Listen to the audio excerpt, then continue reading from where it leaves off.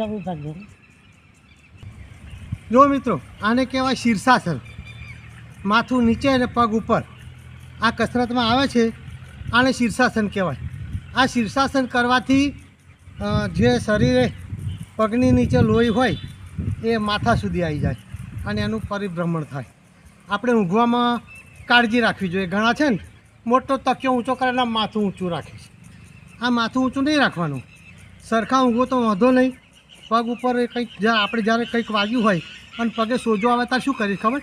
Doctor સલાહ આપે કે ઓશીકું મૂકજો, આમ ઓશીકું મૂકીને અધ્ધર ઊંઘી રહેજો, આમ એવી સલાહ આપે છે. કેમ કે અહીંયા જે પાણી હોય, સોજો હોય, ઉતરી જાય, લોહી હોય એ નીચે ઉતરે, એવું છે.